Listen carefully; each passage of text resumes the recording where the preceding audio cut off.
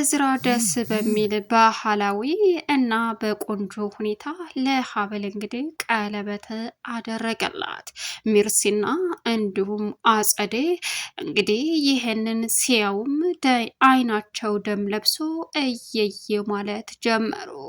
እዝራና ሀብል አሁን ላይ የእስከዛሬው ለ80 ቢሆንም የአሁኑ ሰርግ ደግሞ ለፍቅር መተሳሰሪያ መሆኑንም ለአቶ እስክንድርም ሆነ ለሌሎቹም በመናገር አቶ እስክንድር በደስታ ተፍለቅልቆ የሚሆነው ግራ እስከሚገባው ድረስ እዝራ ለሀብል ቀለበት በማሰርም የወደፊት ህይወታቸውን ለማጣጣም እንደገና ተጋቡ።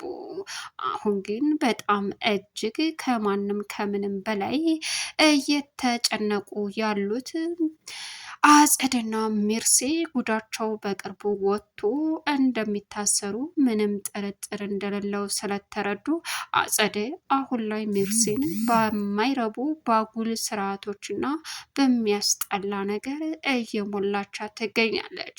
እዝራን ወንድሜ አይደለህም እስከ ማለት ደረጃ ድረስ ያደረሳት አሁን ላይ አጸደ ለሚርሲ በምትነግራት ነገር ነው።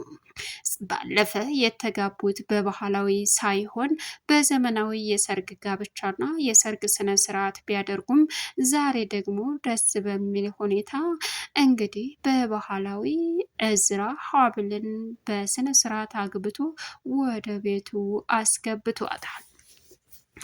ደስተኛ ሆና ሀብል የምትሆነው ግራ ገብቷት የተፍለቀለቀች ብትገኝም ግን ደግሞ ወደፊት ቀጥላ የህይወቷን አዲሱን እንግዲህ በደስታ ተቀላቅላም ትገኛለች።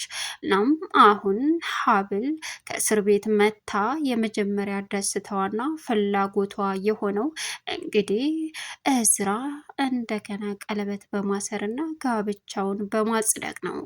ደስ የሚል በባህላዊ ዝግጅትም ስለተጋቡ ለአጸድና ለሚርሲ ደግሞ የመጨረሻ የራስ ምታት ነበረ።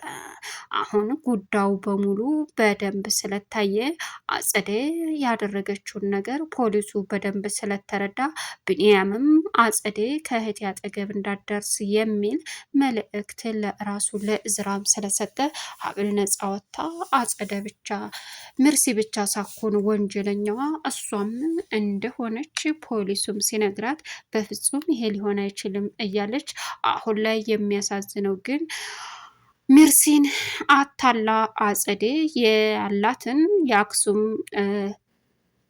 እንግዲህ ወደ ራሷ እንድታደርግና ወደ ራሷ እንድትመልስም አድርጋ በስሟ እንድታረግላት ጠየቀቻት። በዚህን ሰዓት የምትሆነው ግራ ብትጋባም አሁን ላይ ሚርሲ ለአጸደ እንግዲህ አክሲዮሙን ወደ እሷ አዙራላትም ትገኛለች። እጅግ በጣም ልብ የሚሰብር ነገር አሁን ላይ ለአባትሽም ሆነ ለማንም እንዳትናገሪ እያለችም እያስፈራራቻት ነበረ። እሷም ለምን የሚል ጥያቄ ብትጠይቅም ግን ደግሞ በፍጹም ሊሳካላትና ልትነግራት አልቻለችም። እና ዝም ብዬ ልስራልሽ ወይ እያለች ብዙ ነገር እየቀባጠረች ነበር። ሰላም ውድና የተከበራችሁ ዙዙነት ሚዲያ ቤተሰቦች እንደናችሁልኝ ሰላማችሁ ይብዛልኝ። ለዚህ ቻናል አዲስ የሆናችሁ ሰብስክራይብ ያደረጋችሁ ቪዲዮውን እስከ መጨረሻው ተከታተሉ።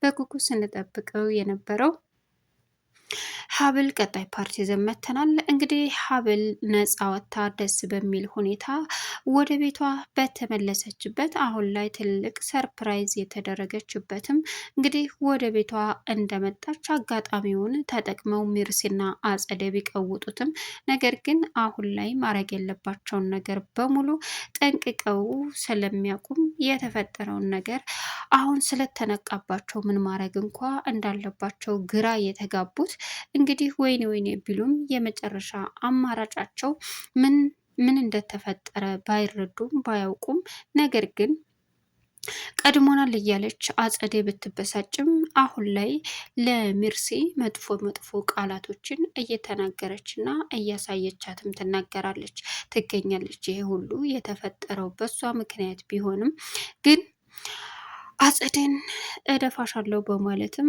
አሁን ላይ ምግብ ብሉ ስትላቸውም ለአባቴና ለእኔ ምን እንደምታደርግን ምን እንደምታበይን አናቅም ብለዋል በማለትም ያልሆነ ነገር እየተናገረች ትገኛለች። ሌላኛውና አሳሳቢው እንግዲህ አስደንጋጩ ነገር ምንድን ነው? አሁን ላይ አጸደ እንግዲህ እዝራን ለማስወገድ ትፈልጋለች።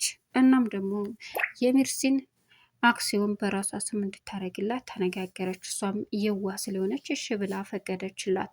ነገር ግን ወንጀለኛ ሆና ትገኛለች። የሀብል እናት አሁን ላይ እንግዲህ ኩኩሻን ልጅሽ ናት ብላ ወይዘሮ መነን አስረክባታለች። እናም ኩኩሻን ፊንት ለመብላት እየሞከረ ባለችበት እናም እዛ አይ ተረጋጊ በማለትም እንግዲህ ሁሉን ንብረቷን ለመውሰድ ሀብል እናቷን ሳታገኝ ነገር ግን ለገንዘብ ብላ የማታደርገው ነገር የሌላት ወይዘሮ መነን አሁን ላይ የሀብልን እናት እየተጠቀመችባት ትገኛለች። እዝራም ሆን ብሎ ነገሩን ካጣራ በኋላ በእርግጥ ሆስፒታል ያለችውን ልጅ የቢንያምን እህት አስበውበትና ቀይረውበት ነበረ። ነገር ግን እንደምንም ብሎ ሁሉንም ነገር እንደሚደርስበት ለአባቱ ሲናገርም አባትየው ተረጋጋ ቢለውም ለዛሬ ቢንትን ቢሉም ለነገ ግን እመነኝ እኔ አሸንፋቸዋለሁ በማለትም እንግዲህ የተፈጠረውን ነገር በሙሉ ቢናገርም አሁን ላይ የተደረገው ነገር በሙሉ አሳሳቢና አስደንጋጭ ቢሆንም ነፃ እንደማትወጣ አሁን ግን ይበልጥ እዝራን ሚርሲ እንድትጠላው እያደረገች ትገኛለች። ሚርሲ ደግሞ አሁን ላይ ለእዝራ ያላት ምንጊዜም አንተ ለእኔ ጥሩ ነገር አስበህም ሆነ አቅደህም አድርገህም አታውቅም። ይህ ሁሉ ምንድን ነው? አንተ መጥፎ ስለሆንክ ነው እያለች ብዙ ነገር ትናገረዋለች። እሱም ምን እያልሽ ነው ቢልም ግን ደግሞ ማንም ሊረዳው ስላልቻለ አሁን በጣም የሚያሳዝን ተግባር ላይ የደረሰችው ሜርሲ በአጸደ ጉዳይ እንደሆነ አጸደ ለገንዘብ ስትል ምንም ነገር ታደርጋለች። ነገር ግን ያላወቀችው ከቤተሰቦቿ ጋር እያለያየቻት መሆኑ ነው። እንግዲህ እዝራ ቃል በገባላት መሰረት በእርግጥ አሁን ላይ ለእዝራ አንድ ትልቅ ደብዳቤ ጽፎ ነበረ። እሱም ምንድን ነው? ቢንያም ሀብልን በጣም እንደምታፈቅራትና እንደምትወዳት ተረድቻለሁ። ስለዚህ ሀብል በፍጹም የሰው ነፍስ አላጠፋችም። አጸድና ሚርሲ ናቸው። ሚርሲ የሰው ነፍስ አጥፋ ብላ ገንዘብ ሰጠችኝ። በእህቴ እያስፈራራች ነበረ። እህቴን ለማሳከም ስል ይህ ሁሉ ወንጀል ሰርቻለሁ። አሁን እኔም ኩኩሻን በጣም ስለማፈቅራት አንተ ላይ ያለው ፍቅር ታየኝ። ስለዚህ እኔ ራሴን አሳልፌ እሰጣለሁ። ይሄ ሁሉ የሚሆነው እንግዲህ ለፍቅር ስል ነው። ግን እህቴን በአጸድና በሚርሲ እንዳትጎዳ ጠብቅልኝ አደራ የሚል ነበረ።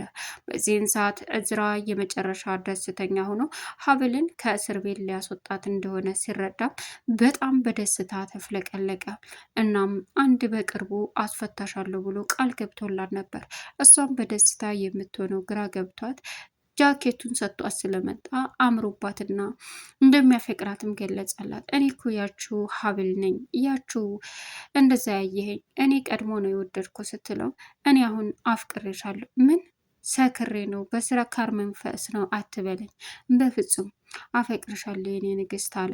እንግዲህ ስለ እናቱ ሲነሳበት በጣም የሚያመው እዝራ፣ በጣም የሚያዝነው የሚበሳጨው እዝራ አሁን ላይ እጅግ በጣም ልቡ እየተሰበረ ይገኛል። አይ ይህ ሁሉ ነገር የሆነውማ በቃ በእናቴ ማለቴ በቃ ሀብልም እናቷ እያሰቃየቻት እንዳደገች የኔ እናት ግን ለምን እንደምታሰቃየ ግራ ገብቶኛል። የተፈጠረው ነገር ምንድን ነው እያለ በሀሳቡ ውስጥ ብዙ ነገር ቢያቅድም ግን ደግሞ አሁን ላይ እጅግ በጣም ደስ የሚል ነገር ዋናውና አስፈላጊው የተፈጠረውን ነገር በሙሉ እንግዲህ እጅግ በጣም አሁን ሀብልን ማስወጣት እንዳለበት አምኖ ተቀብሏል። ያችን አረመኔ ነፍሰ በላ አምጥተህ እዚህ ልታስገባ ነው እንዴ አለችው። እሷ ነብሰ በላ አይደለችም ውሸታም ለገንዘብ ስትልም እንግዲህ አጸደ አሁን ላይ ልጅቷ እንደተደበቀችበት ሲናገር ለአባቱ መታ ማለት ምንድን ነው? ማን የደበቀብህ? እና ሀብልን እዚህ ልታመጣት ነው ልታስፈታት ነው ስትለው አዎ ሚስቴን አስፈታታለሁ። ቆይ እናንተ ሰዎች ምን ሆናችኋል ስትል ምን ሆነናል?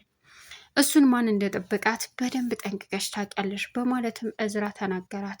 እናም ለምርሲ ሄዳ ምርሲ ጉድ ሆነናል እኮ ጉድ ሆነናል፣ በቃ አጸደ ማን ነው ሀብልን ሊያስፈታት ነው ተረገመ ድቃላ እሱ ነው ይህን ሁሉ ገንዘብ በቃ በእርግጥ ምርሲ አሁን ላይ አባቷን እዩልክ ንብረቴን ስጠኝ የእናቴን ንብረት አለችው።